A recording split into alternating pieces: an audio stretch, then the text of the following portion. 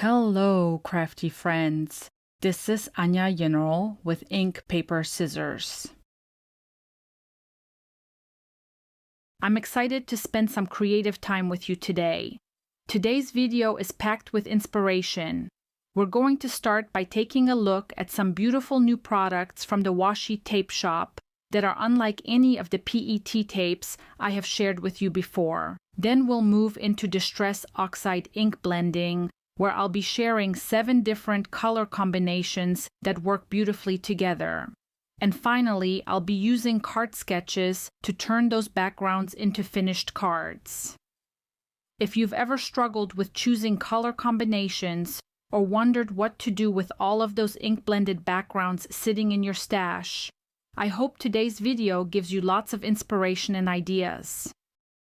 Before we get started, if you enjoy card-making ideas, techniques, and inspiration to help you get more out of the supplies you already own, please consider giving this video a thumbs up and subscribing to my channel. Your support truly helps me continue bringing you more crafty content. You'll find all the products I used linked in the video description below.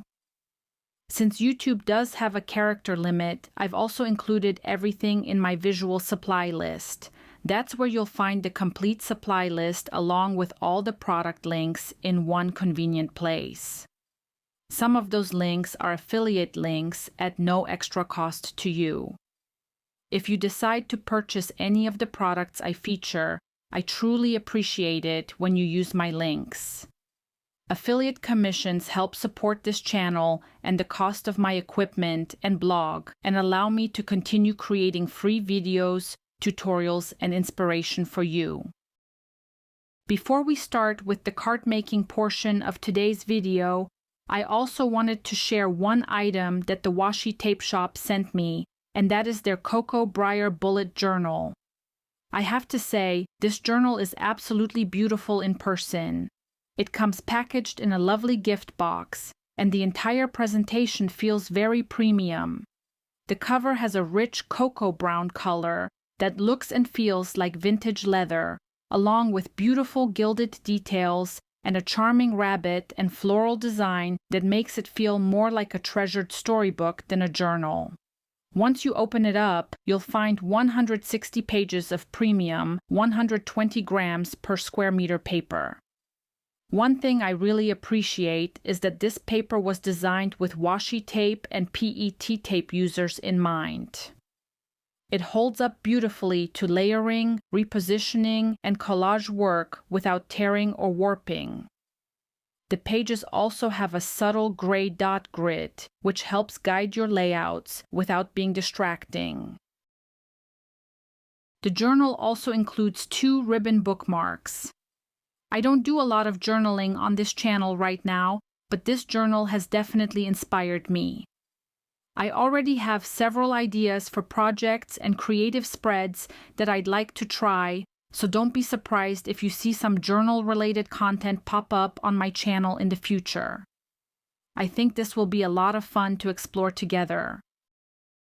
Now, let's take a look at some of the newest PET tapes from the Washi tape shop. These tapes are a little different from many of the floral PET tapes that I have shared in the past.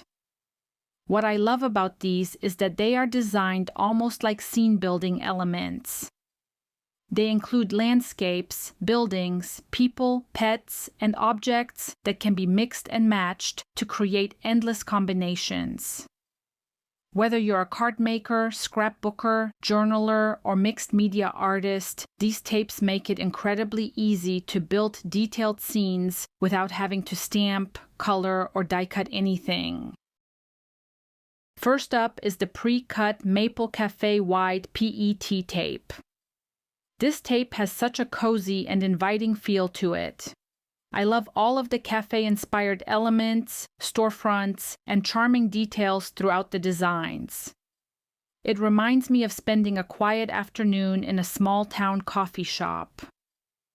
The artwork has a warm and welcoming feel that would work beautifully on cards, journals, scrapbook layouts, and travel-themed projects. Next is the pre-cut Urban Grove Wide PET tape. This one has a wonderful combination of city life and greenery. I love how it blends architectural elements with trees, pathways, and outdoor scenes. It feels modern while still maintaining a soft and artistic look. I think this tape would be perfect for creating backgrounds and scene cards with lots of depth and interest. Next is the pre-cut Civic Green Wide PET tape. This tape immediately makes me think of community parks, town squares, and open green spaces. There are so many wonderful landscape building opportunities here.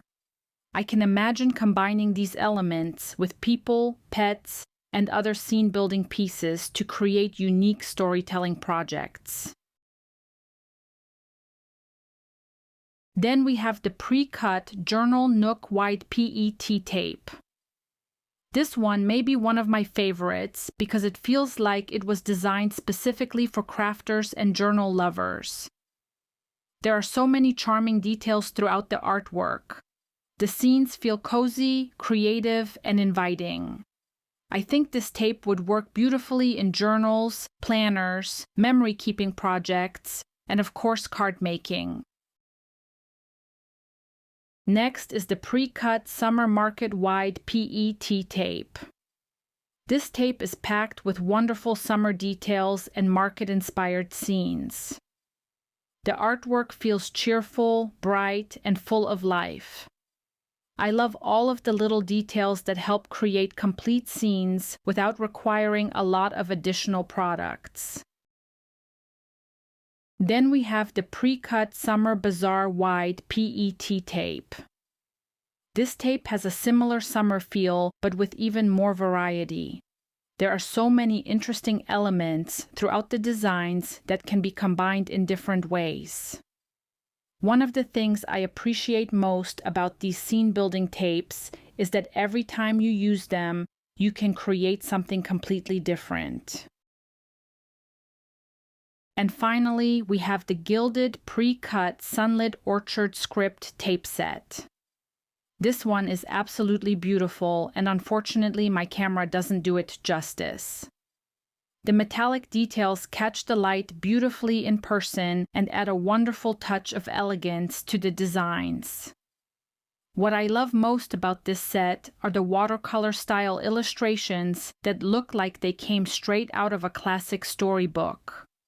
Throughout the tape, you'll find charming country cottages, glass greenhouses, blooming fruit trees, and adorable garden critters. It has such a warm and peaceful feel to it. I honestly love this entire release. The possibilities are nearly endless because all of these elements can be mixed and matched together to build unique scenes and tell little stories on your projects. Now let's shift gears and move into today's Distress Oxide color combinations. For all of my backgrounds today, I'll be blending directly on my glass mat. This is one of my favorite ways to work with Distress Oxides because I can transfer the ink from the glass mat onto my cardstock and create very smooth blends. It also helps me control how much ink I'm adding at one time. For my first color combination, I'm using saltwater taffy, abandoned coral, and fired brick. Whenever I'm creating an ink-blended background, I almost always start with my lightest color first. This gives me a softer transition between colors and makes it easier to build intensity as I go. One of the reasons Distress Oxides are so popular is because they are incredibly easy to blend. They have a creamy, almost buttery consistency compared to many traditional dye inks.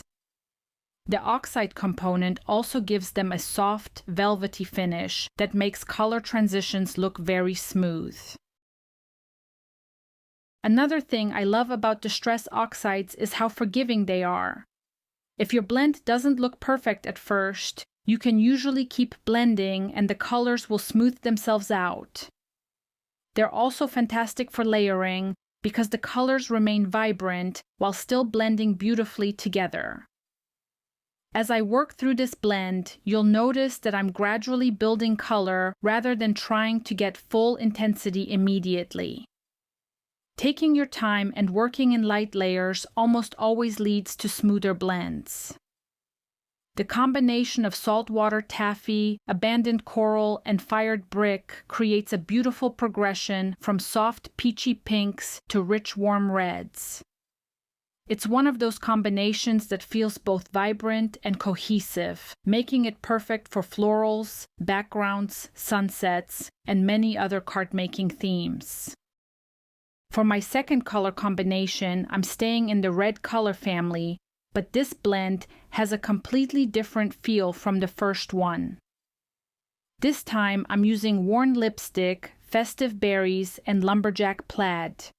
I love how distress oxides allow you to create multiple looks even when you're working within the same color family. While the first combination felt warm and almost coral in tone, this one immediately starts leaning toward those classic holiday reds. I'm once again starting with my lightest color, worn lipstick, and gradually building up the blend. Then I bring in Festive Berries, which is one of my favorite reds in the Distress Oxide line. It has enough brightness to really stand out while still blending beautifully with the surrounding colors. Finally, I deepen everything with Lumberjack Plaid. This color adds so much richness and depth to the blend. It almost creates that velvety red look that works so well for holiday cards, winter florals, and elegant backgrounds. For my next color combination, I'm moving away from the warm reds and into something a little more bold and vibrant. For this background, I'm using Kitsch Flamingo, Wilted Violet, and Blueprint Sketch. I absolutely love this combination because it feels bright, energetic, and a little unexpected.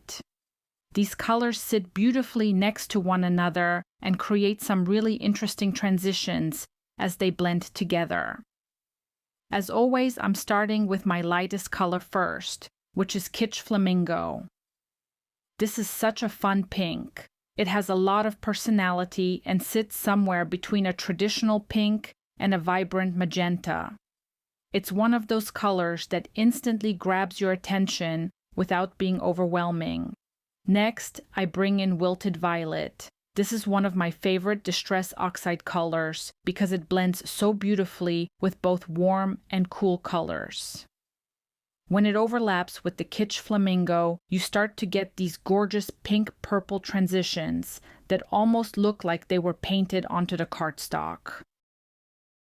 Finally, I add Blueprint Sketch. This is a rich, deep blue that adds a lot of drama to the blend. When the blue meets the violet, you get those beautiful indigo tones that make the background feel much more dimensional. One thing I really enjoy about this particular color combination is how smoothly the colors transition into one another. They almost feel like they were designed to work together. The finished blend reminds me of sunsets, colorful skies, tropical flowers, or even galaxy-inspired projects.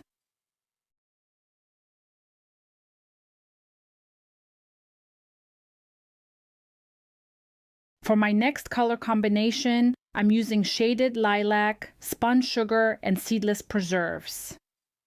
Out of all the color combinations I'm sharing today, this one is probably my favorite. These colors are some of my most used Distress Oxides, and I find myself reaching for them again and again. I'm starting with Shaded Lilac, which has always been one of my favorite Distress Oxide colors. It's soft, calming, and sits right between a true purple and a pastel lavender. It creates a beautiful foundation for this blend, and works wonderfully with both pinks and deeper purples. Next, I bring in Spun Sugar. This soft pink lightens the blend and adds a beautiful transition between the two purple tones. When the Shaded Lilac and Spun Sugar overlap, they create some gorgeous pastel shades that almost look like cotton candy skies. Finally, I deepen everything with seedless preserves. This rich purple adds contrast and depth while still staying within the same color family. It creates a beautiful anchor for the blend and helps draw your eye across the background. I think that's one of the reasons I enjoy this combination so much. Even though there is contrast between the colors, they all work together effortlessly and create a background that feels cohesive and elegant. This blend has a very soft, feminine feel to it, which makes it perfect for florals, friendship cards, birthdays, thank you cards, and encouragement cards. It's also one of those color combinations that works year-round and never really goes out of style. For my next color combination, I'm using Speckled Egg, Evergreen Bough, and Peacock Feathers. This is another color combination that I absolutely love, but for completely different reasons than the previous one. While the pinks and purples felt soft and feminine, this blend has a much more fresh and natural feel to it. I'm starting with Speckled Egg, which is one of the most unique colors in the Distress Oxide line. It's a beautiful soft blue with a hint of aqua, and it works wonderfully as a starting color because it blends so easily into both greens and blues. Next, I bring in Evergreen Bough. This is such a versatile color. Depending on what you pair it with, it can lean more green or more blue. In this blend, it acts as the perfect transition between the Speckled Egg and Peacock Feathers.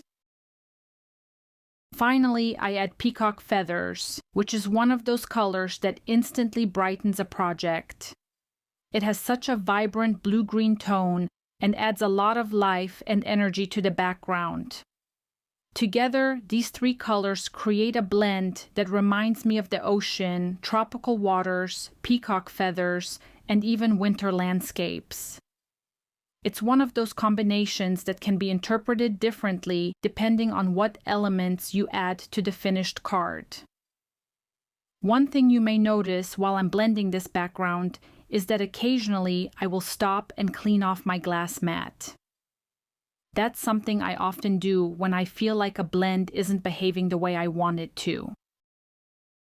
When you're blending from a glass mat, it's very easy to accidentally pick up traces of another color that were left behind.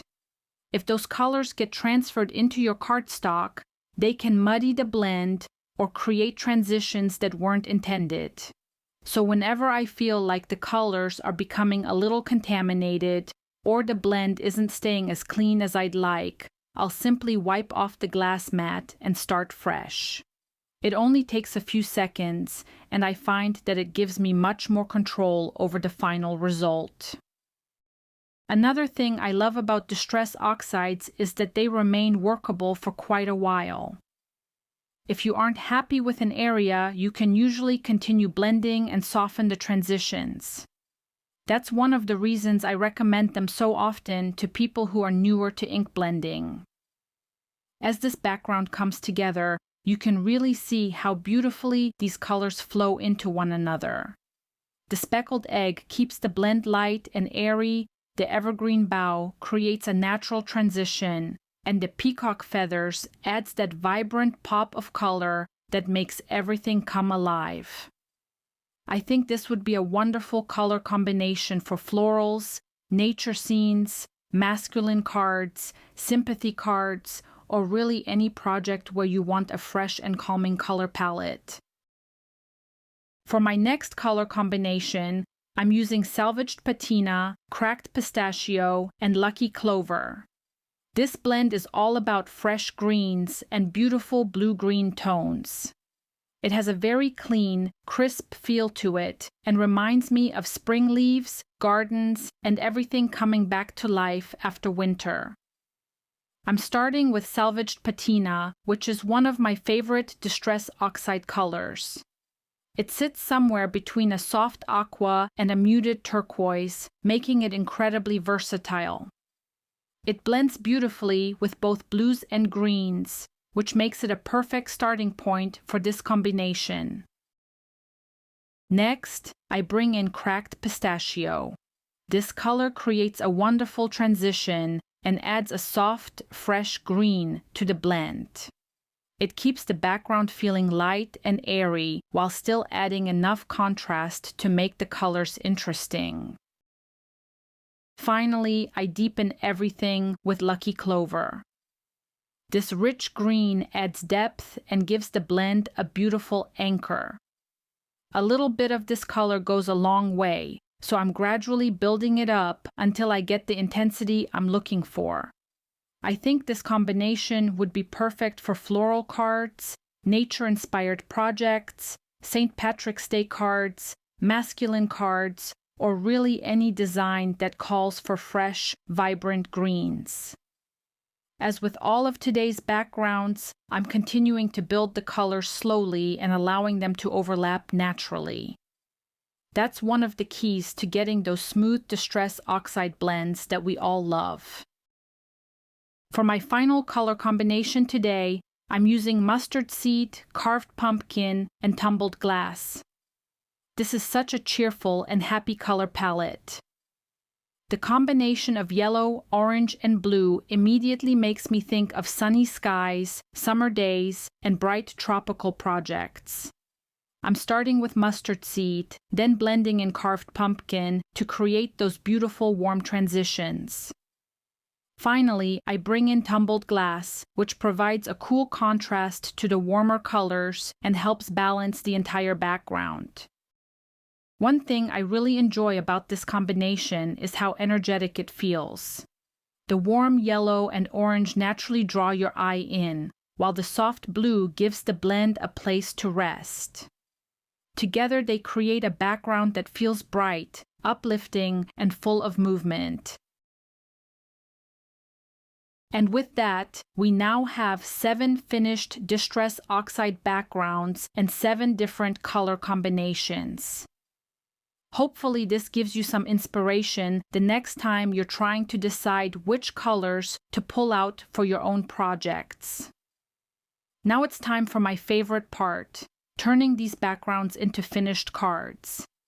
I pulled out several card sketches to help inspire the layouts, and I'll be using those sketches as a starting point while creating today's cards.